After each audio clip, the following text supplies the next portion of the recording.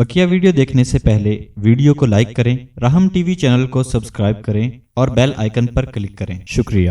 اس لیے کہ اللہ تبارک و تعالیٰ نے انسان کے نفع اور نقصان کا مدار حواس خمسہ ظاہرہ پر رکھا ہے۔ اس کو 5 ظاہری حواس عطا کیے ہیں۔ اس کی آنکھوں میں قوت باصرہ رکھی ہے، اس کے کانوں میں قوت سامعہ رکھی ہے، اس کی ناک میں قوت شامہ رکھی ہے، اس کی زبان میں قوت ذائقہ رکھی ہے، اس کے ہاتھ پیر میں قوت لامسہ رکھی ہے۔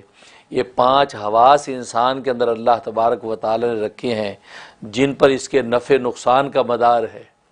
یہ ان آنکھوں کی قوت باصرہ کے ذریعے سے کبھی نفع حاصل کرتا ہے، کبھی یہ کانوں کی قوت سامعہ کے ذریعے سے نفع حاصل کرتا ہے، کبھی یہ زبان کی قوت ذائقہ سے نفع حاصل کرتا ہے، کبھی یہ ناک کی قوت شامہ سے نفع حاصل کرتا ہے، کبھی یہ قوت لامسہ یعنی جو چھونے کی صلاحیت ہے، یہ اس کے اعضاء جو چھونے کی صلاحیت رکھتے ہیں اس قوت لامسہ کے ذریعے سے نفع حاصل کرتا ہے۔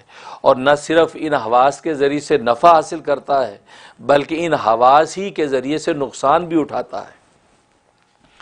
اگر دنیا میں وہ کوئی نقصان اٹھاتا ہے، کبھی قوت باصرہ کی وجہ سے نقصان اٹھاتا ہے، کبھی قوت سامعہ کی وجہ سے نقصان اٹھاتا ہے، کبھی قوت لامسہ کی وجہ سے نقصان اٹھاتا ہے، کبھی قوت شامہ کی وجہ سے نقصان اٹھاتا ہے، کبھی قوت ذائقہ کی وجہ سے نقصان اٹھاتا ہے۔